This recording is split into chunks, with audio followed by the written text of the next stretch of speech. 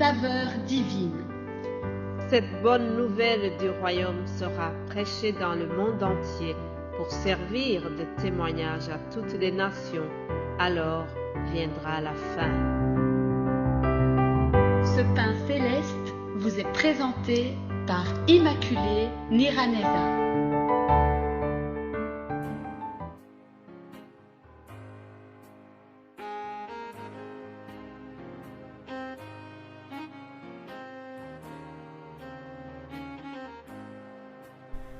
Bienvenue très chers amis à l'écoute de l'émission Saveur divine, que la paix de Christ soit avec vous. Je remercie Dieu qui me donne le souffle de vie aujourd'hui. Je le remercie de nous avoir gardés tous pendant tout le mois de février qui est derrière nous. Nous voilà déjà au mois de mars. Vraiment, le temps passe vite, chers frères et sœurs. Je prie que nous puissions bien utiliser le temps que le Seigneur nous accorde. Remercions Dieu chaque jour pour la vie. La vie est précieuse, je le dis à chaque fois. La vie, c'est un cadeau. Alors, chaque fois que nous sommes en bonne santé, si tu es en bonne santé aujourd'hui, sois reconnaissant ou reconnaissante envers Dieu qui t'a donné la vie, qui t'a donné la santé. Ce n'est pas toujours pareil pour tout le monde. Il suffit de visiter les hôpitaux. Lorsqu'on est dans le palier d'hospitalisation, là, on se rend compte de comment la vie a de la valeur. Je remercie Dieu pour tous ses bienfaits dans ma vie. Je le remercie de m'avoir donné la possibilité de parler encore. Oui, je sais ouvrir ma bouche. Je sais lire la parole encore et ça, c'est vraiment un cadeau. C'est un cadeau de Dieu. Je remercie Dieu pour vous tous qui écoutez cette émission Saveur divine. Je sais que vous êtes nombreux des 4 coins du monde. Vous écoutez ces émissions. Je remercie ceux qui m'ont envoyé des messages de soutien, d'encouragement pour ce ministère et pour le reste. Que Dieu vous bénisse abondamment. Vraiment, je suis reconnaissante pour tout ce que Dieu continue à faire. Même si le diable est jaloux, mais il essaie de nous combattre sans savoir qu'il a été vaincu à l'avance. Oui, à la croix, Jésus-Christ l'a vaincu et cette victoire nous appartient aussi parce que celui qui est en nous est plus fort que le diable. Il est plus fort que celui qui est dans le monde. Alors, chers amis, dans ce combat de la foi, sachez que le combat que nous menons a été gagné à l'avance à la croix de Golgotha. Alléluia. Je remercie Dieu pour cela. Alors, il y a une expression qui dit « C'est de l'abondance du cœur que la bouche parle ». Il y a des paroles qui résonnent dans mon cœur depuis plusieurs jours et je voudrais commencer cette émission en vous récitant ces paroles du psaume 34. Au verset 2, nous lisons « Je bénirai l'Éternel en tout temps, sa louange sera toujours dans ma bouche. Que mon âme se glorifie en l'Éternel, que les malheureux écoutent et se réjouissent. Exaltez avec moi l'Éternel, célébrons tous son nom. J'ai cherché l'Éternel et il m'a répondu. Il m'a délivré de toutes mes frayeurs. » Ce sont les paroles de David. De ces quelques versets, j'apprends une chose, je retiens ceci.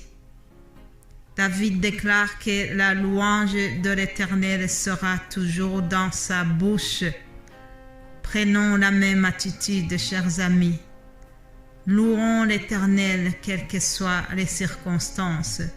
Lorsque David dit cela, il passait pourtant des moments très difficiles de sa vie. il était en fuite dans le camp des ennemis. Il s'est retrouvé chez Abimelech. Alors, comme il était en danger chez l'ennemi, il a dû se déguiser en un fou. Il a fait semblant qu'il était fou. Et donc, on l'a laissé tranquille. Alors David, par après, il dira, « J'ai cherché l'Éternel et il m'a répondu. Il m'a délivré de toutes mes frayeurs. » Donc, David déclare que Dieu l'a délivré de sa peur, Dieu l'a délivré de son stress, Dieu l'a délivré de sa panique. Nous avons un Dieu qui délivre des frayeurs, un Dieu qui délivre des maladies, un Dieu qui délivre de toutes sortes de choses qui te lient aujourd'hui. L'Éternel est là pour te délivrer de toutes ces choses qui te bloquent, de toutes ces choses qui t'empêchent d'avoir la louange dans ta bouche.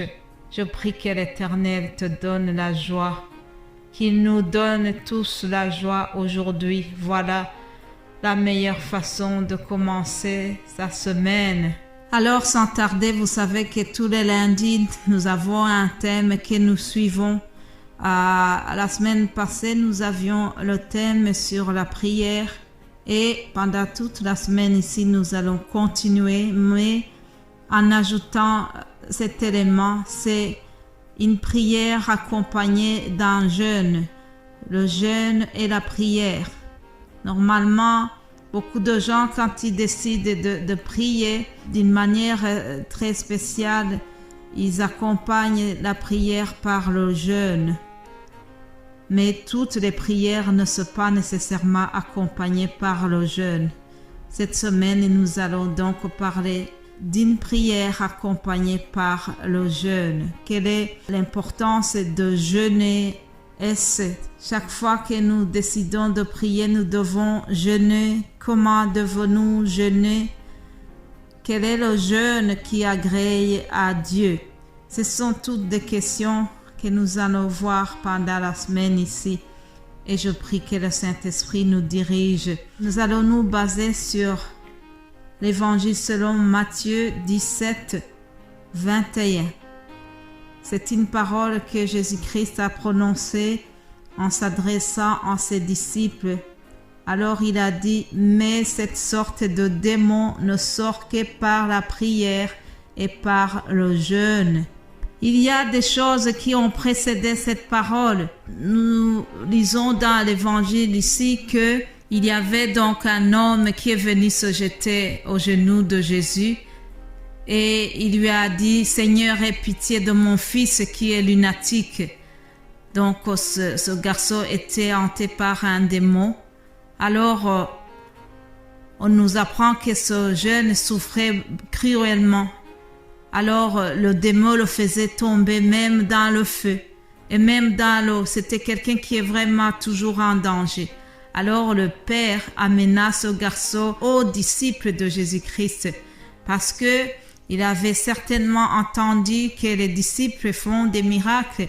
Beaucoup de choses qui ont été faites par les disciples et par Jésus lui-même avaient été répandues dans la ville, dans la Galilée et ailleurs. Alors ce monsieur avait certainement entendu parler de tout cela, des miracles qu'ils ont faits. Alors il a amené aussi son fils en espérant la guérison de ce fils. Malheureusement, les disciples n'ont pas réussi à guérir ce garçon qui était démoniaque. D'ailleurs, au verset 16, nous voyons que le monsieur est en train d'accuser, de reprocher à ses disciples qui n'ont pas su le guérir.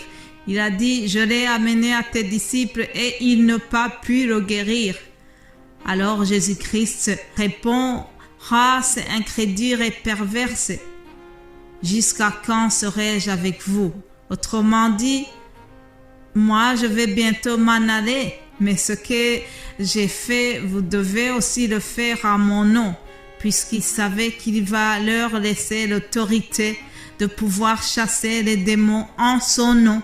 Alléluia! Par la foi, ils allaient faire les mêmes choses et les mêmes miracles que Jésus avait opérés avant eux. Cependant, pour le cas ici présent, les disciples n'avaient pas vraiment réussi à chasser les démons.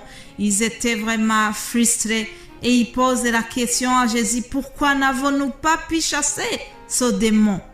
Autrement dit, ils étaient vraiment tristes, ils étaient déçus, ils étaient complexés de ne pas pouvoir faire la même chose que le Maître.